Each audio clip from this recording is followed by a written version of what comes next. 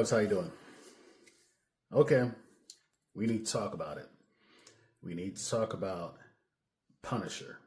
One last kill.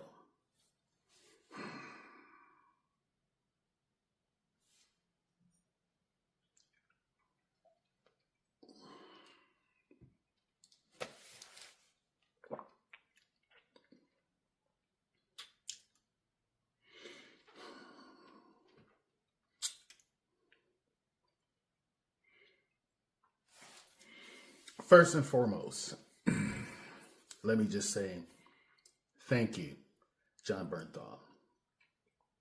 This was an obvious love letter and attempt to show his gratitude to not only the honor of playing a Punisher, but to the fans themselves. And I want to believe that because we were only given a fucking hour, not even an hour, it was 44 minutes with credits, was because of Marvel and fucking Disney coming in and kneecapping him. I have to believe that they told Bernthal that either you put out what you have, or we're going to put this shit in the same purgatory that we did that Blade movie. So that's why Jon came out and said, before he does another project like this again, he will have more control. He will have more say-so in how things go. I dare say that if they do it again, he may even end up directing some of it, if not all of it.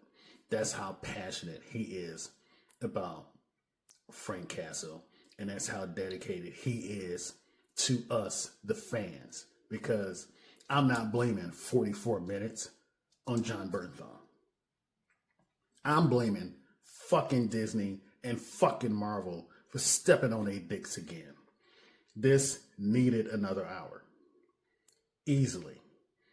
By far, my biggest gripe about this entire TV episode.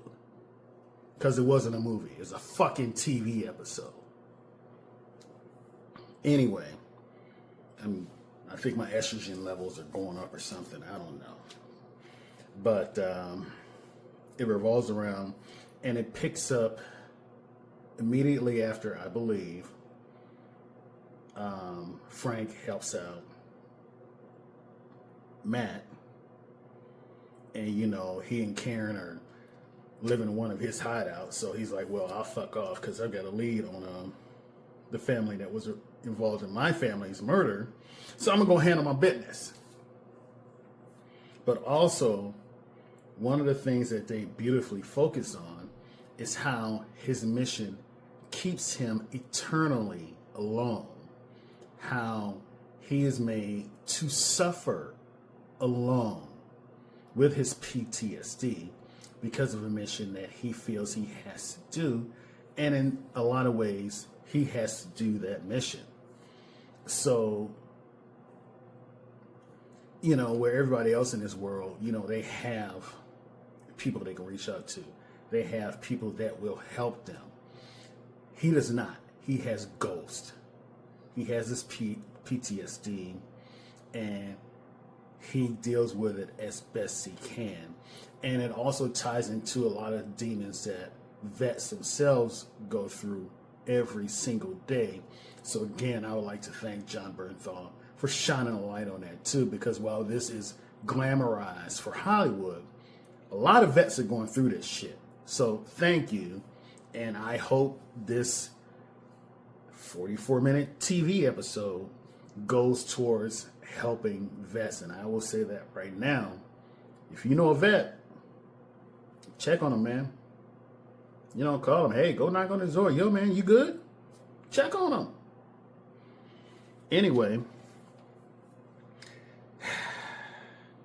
I definitely see the comparison between the last 15, 12 minutes of this TV episode to The Raid, because it most definitely was. I don't know if that was by accident or design, but one thing I did like about, or always do like about the Punisher is when he picks up a weapon, he always checks it. He always checks it to make sure it's good to go. He is very believable in that scenario. I definitely would have liked more meat on the bone with Manucci's character. We got the fact that pretty much the Punisher created another Punisher for showing her mercy. I would have liked to seen why he left her alive, because he definitely did not do that in the comics. But leaving her alive created another Punisher with a mission to kill him. And this Punisher does not care about collateral. And that's how we get that whole raid scene. The ending scene with the Trump supporter getting what he's got coming made my black heart so happy, because that motherfucker, he was one of those characters where you hoped something would happen to him, and it did. And I stood up and I watched that scene like a bunch of times. All in all, despite the length, the runtime, and again, I am not going to fault Jon Bernthal for this. He has spoken out already. You heard what he had to say. I believe him. Other than the runtime, I thought this was a good explanation as to where Frank was or has been. I think it is a great opportunity for them to move forward with a Punisher accurate Frank Castle, a much more like Warzone Frank Castle Punisher. And if you're an action fan on my channel, you already own Warzone, so you know exactly what I'm talking about.